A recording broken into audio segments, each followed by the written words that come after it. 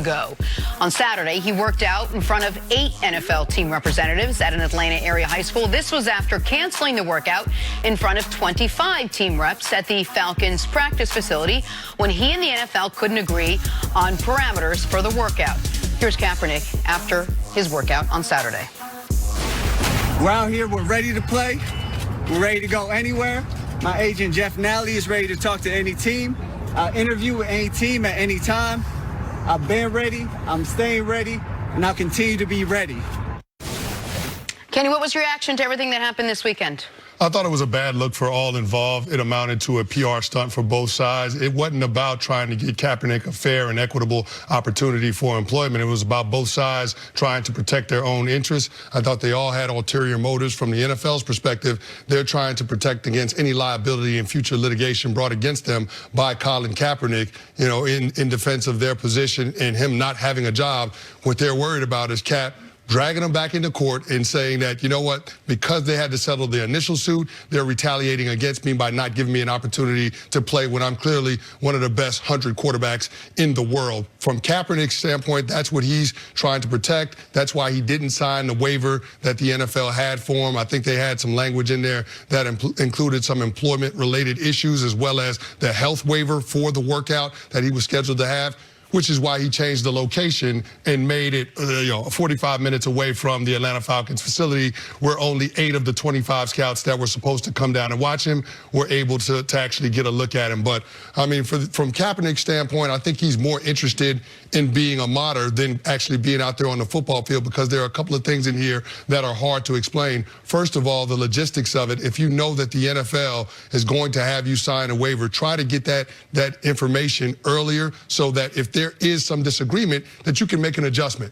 and you actually have time, and the scouts that actually do want to come see you have an opportunity to do it. Changing it the day of, I mean, that's a tough ask when all of these people are adjusting their schedules just to come and see you. And then showing up to that workout in a Kunta Kinte shirt, to me, it didn't seem like Cap was as concerned about putting his best foot forward for NFL teams. I think he was more concerned with sending a message. Well, he certainly is not going to sacrifice any of his principles in order to get back in football. He's made that clear. And I think that is one of the things that makes him so admirable, but it also has been one of the things that has kept him out of the league. That's obviously the case. From kneeling to everything since then, he has put principles ahead of profession at every stance, and to me, that's very, very honorable. But there are 2 major points on this, to me, that are more important than all of the other noise combined. And the first one is what we saw in that video and what the anonymous NFL exec who was quoted on this said. Colin Kaepernick still obviously can play. And if we want this to not be about politics, not to be about social justice, not to be about ulterior motives, can he play should trump everything else. Because I'm certain if it were in the other direction, it would. If all of the, quote, distractions, unquote, were removed, and he wasn't wearing the T-shirt and he worked out, but he's throwing the ball into the dirt, then none of it matters. Despite the fact that he still clearly can play, there is still speculation in the hours and days since this has happened. Well, how much does he want it? Well, he wants it badly enough. How long has it been since he played, Jenna? 1,051 days? That's it. He wants it badly enough that he has worked out 5 or 6 days a week every week since then. He wants it badly enough that he has stayed in shape for this moment. Being able to throw a football like that and practicing that has no effective use in the real world aside from playing professional football. So he wants it badly enough to keep his skill level high enough if the opportunity ever were to arise. And that should be all that matters, if we're being honest here. But it clearly isn't, which brings me to the second point here. Why does the onus continue to be put on the wronged party in this to decide, okay, I'll relent on this. You guys want me to sign a waiver that is not the traditional waiver. You want, instead of the traditional injury waiver, you want me to sign a waiver that gives away some of my rights. Well, I want to get back in football so badly, I'll do it. You want me to disallow the media from attending. I'm very curious what the narrative would have been if this whole thing got scotched because the NFL said, we want the media in. And Cap said, no, can't have the media in, can't live stream it, can't broadcast it. I feel like people would say, well, Cap has something to hide. But because the other point that Cap says he did not agree was the waiver and the lack of media access. Cap wanted the entire world to be able to see it, so there could be no, well, his arm is not what it once was. And I know some will say, well, if Colin desperately wants to get back in football, he should do anything it takes to get back in football.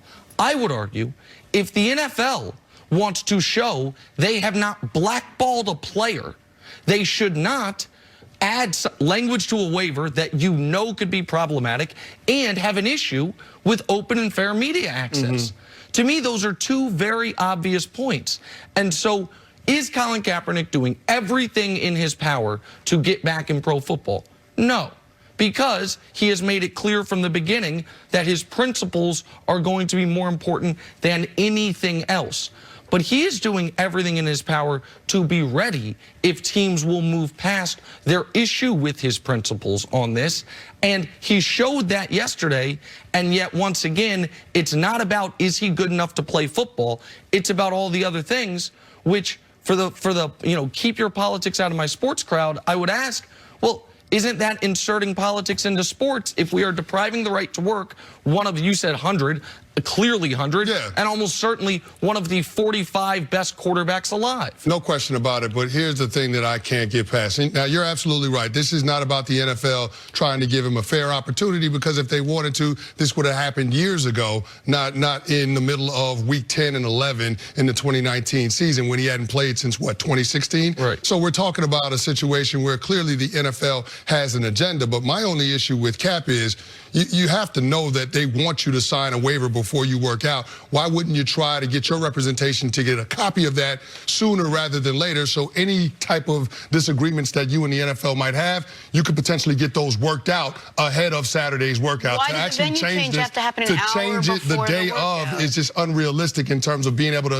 expect everybody that was supposed to attend the workout at the Falcons facility to then shift course and go 30 miles away to another facility in Atlanta. But why is the onus on the party who's been wronged? Because the party who's been wronged wants desperately to be in the NFL. He wants to be in the NFL. So aren't you better off showcasing your skills? And if you have to swallow some pride, if that's really where you want to be, in front of 25 teams as opposed to in front of 8 teams? I just want to be clear. What we're saying is, because I think everyone at the table recognizes, whether it was, direct or indirect, Colin Kaepernick's been unfairly denied employment over 3 years. Yep. So what we are asking him, when the NFL the night before presents him with a waiver with very curious language inserted in it and says, no media allowed. The only people who are going to be there are going to be NFL folks and your folks. Just trust us, though. Just trust us. We won't use this waiver against you. And just trust us that we won't all of a sudden, through our various media arms, leak, you looked terrible. That is a hell of an ask. It is an immense ask that just trust us on this, Colin. Even though for 3 years, you haven't been given a chance. Trust us that this one will be on the up and up, even though the night before it's not on the up and up, because we add language to a waiver that seems like it is not about injury, but more about litigation. Well, here's the thing, Nick. I don't think you're wrong, but I also go back to the NFL and having a job in the National Football League being a privilege and not a right. And so Colin Kaepernick, even though it might not necessarily be fair to him that the NFL is asking him to go through all of these hoops and they've set up this workout, in a sense where it doesn't make any sense based on where they're at in the calendar. I mean, you still have to try to do everything you can with that opportunity that they are presenting you, and you have to try to get ahead of as much of this stuff as you possibly can before the actual workout is scheduled to take place. Now, I don't think it's a tough ask for Colin Kaepernick to show up not wearing a Kunta Kinte shirt. That's indefensible to me. It's inexplicable to wear a shirt that's referencing, a fictional account from Roots and talking about that, likening what happened to you to slavery. I just think that that's a bridge too far if you're Colin Kaepernick in terms of the messaging that you're sending to everyone that is watching your workout. Look, I think you're both right, and note side one in all of this. I don't think you can come out and say the NFL looked great, and I don't think you can come out and say Colin Kaepernick did what he wanted to do this weekend. I think Colin Kaepernick deserved a bigger audience than just 8 teams, and I think the NFL will walk away saying, well, we tried to do that, and we're not going to we're going to throw all our chips in, and Cap's doesn't want to throw all his chips in, and in trying to placate both sides, or maybe not, I think you both walk away from this perhaps in the same place that you were beforehand. I don't know if Kaepernick is any closer to being signed by a team after this weekend. Let me say this, though, Jenna.